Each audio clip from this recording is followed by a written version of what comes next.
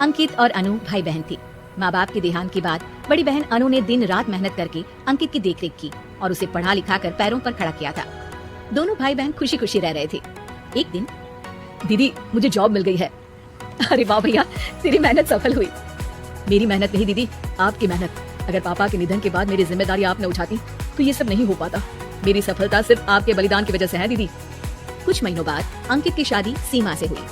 सीमा बड़ी ही चालाकी से अनु से मीठा मीठा बोलकर घर का सारा काम करवा लेती थी और खुद अंकित के साथ घुमा फिरा करती थी। वैसे तो वो सिर्फ खाना बनाने का काम ही घर में करती थी, लेकिन अब उसे उससे भी छुटकारा चाहिए था। इसीलिए एक दिन, दीदी मेरे हाथ का खाना अंकित को पसंद नहीं आता, क्या आप खाना बना दोगी प्लीज? अरे हाँ, ये भी कोई कहने की बात है, जरूर। सीमा इस बात से मन ही मन बड़ा खुश होती है और अगले दिन के झाड़ू पोछे के काम से छुटकारा पाने के लिए एक और तरकीब लड़ाती है। हॉल में जोर जोर से कराहने लगती है। उसके कराहने की आवाज सुनकर अनु हॉल में भागती हुई आती है। क्या हुआ सीमा? दीदी लगता है मेरी कमर अकड़ गई है। वो क्या है ना, मुझे झाड़ू पोछा करने की आदत नहीं है ना। मेरी मम्मी पापा ने मुझसे कभी ये काम नहीं करवाया। अरे कोई बात नहीं, झाड़ू पोछा ही तो है, मैं कल लिया करूंगी। ऐसे ही धीरे धीरे सीमा ने घर के सारे कामों का बोझ अनु पर डाल दिया। घर का सारा काम अनु करती थी, फिर भी सीमा को अनु से छुटकारा चाहिए था। इसलिए एक दिन वो अंकित के ऑफिस से लौटने से ठीक पहले ढेर सारे कपड़े लेकर धोने का नाटक करने बैठ जाती है। अरे सीमा, इतने कपड़े? अब क्या करूं, अकेली पड़ जाती हूँ, करना तो मुझे ही है ना। अरे दीदी से मदद ले लेती। अच्छा, ताकि सारा जमाना कहे कि भाभी बड़ी ननद से काम करवा रही है। और वैसे भी दीदी ने तो साफ कह रखा है मुझे कि तुम आज जो भी हो सिर्फ उनकी वजह से हो, इसीलिए अगर उनके बनाए इस घर में रहना है तो काम करना ही पड़ेगा। ये सब सुनकर अंकित को बहुत गुस्सा आ गया। उसने अनु को बुलाकर कहा, दीदी ये घर पापा ने बनाया था और इसमें मेरा भी हिस्सा है और मुझे वो चाहिए। ये सुनकर अनु को बुरा तो लगता है, मगर वो दूसरे ही दिन घर का बंटवारा करने के लिए वकील के पास चली जाती है। वहाँ से लौटते हुए अनु का एक्सीडेंट हो जाता है, जिससे वो दोनों पैरों से अपंग हो जाती है। अब मजबूरन उसकी पूरी देखरेख सीमा को करनी पड़ती है।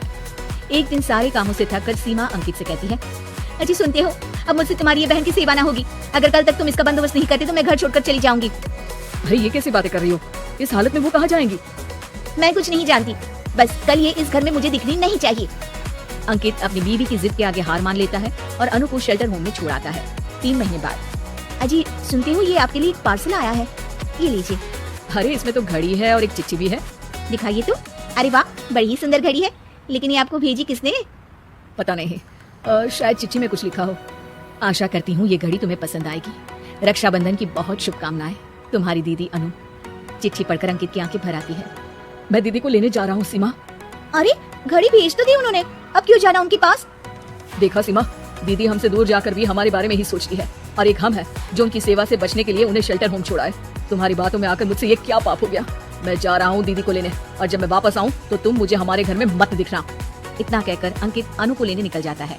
वहाँ पहुँचकर, दीदी मुझे माफ कर दो, मैं तुम्हें लेने आया हूँ। भाई आज तो राखी है, आज तो मैं मना कर भी नहीं सकती।